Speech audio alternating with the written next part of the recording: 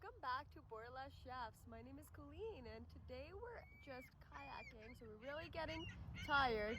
I'm sure you love the birds that are around here. We're going to go home today and make pasta. Carbs are amazing after a long workout, when you're in the water. So we're gonna make a very, very classic pasta arrabbiata. Lots of garlic and some fennel seeds. If you don't like garlic, this may not be, the pasta sauce for you, but as you know, arrabbiata is like one of the most, I think, commonly enjoyed pasta. So we're gonna show you our recipe. Hope you like it, and let me continue kayaking a bit, and I'll see you in a bit. Alrighty, so I'm back now. So we're going to add some really good quality olive oil into a hot pan. You can see this takes a fairly generous amount of olive oil. So don't shy away. It's going to be part of, the flavor profile that we're trying to build here.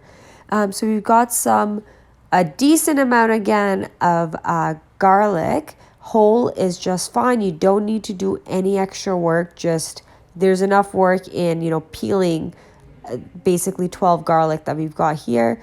Now I'm taking San Marzano tomatoes, and these are Roma tomatoes.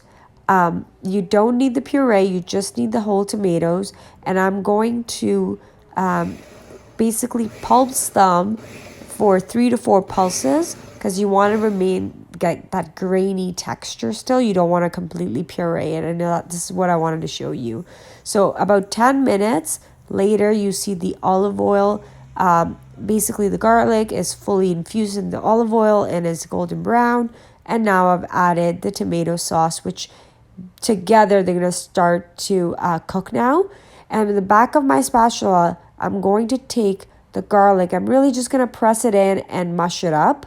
Of course, you can run it through the food processor if you want. Now, fennel is one of the key ingredients in an arrabbiata sauce. So I'm just going to take fennel. I'm going to take a mortar pestle to just break it down and help to release, all of the beautiful licorice type flavor. And at this point, I've had my salted water that I just added the pasta to. And now I'm going to add the fennel seeds right into my tomato sauce. And it continues to really cook.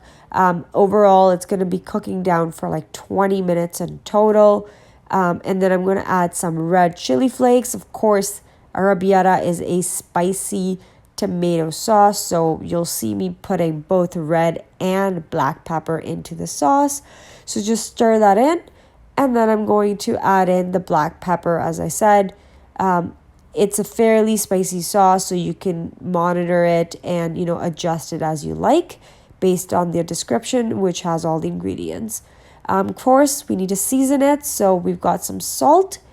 And then lastly, I'm going to add some fresh basil. This is great to give it a bit of that minty and flavor that you get from the basil. And now you can see I'm taking, some pasta water and I'm going to add it right into the sauce.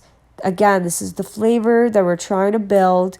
Some people don't like adding the water here. They like adding it closer to the end, depending on how saucy it is, but I have a fairly good understanding, so I'm going to go ahead and add it. And that's what you'll see in my description as well.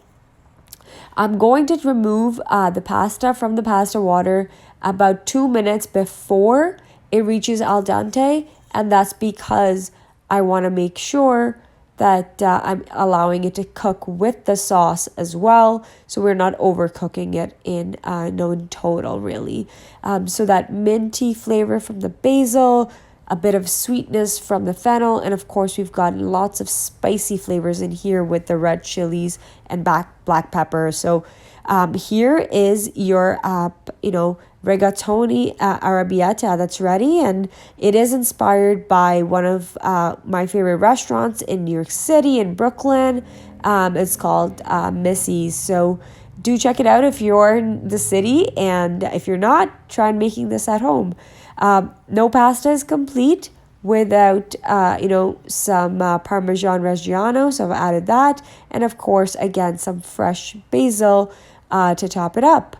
Hope you guys like this recipe. It's a very, very simple recipe, as you can see. Do try it out, and please let us know your feedback in the comments below.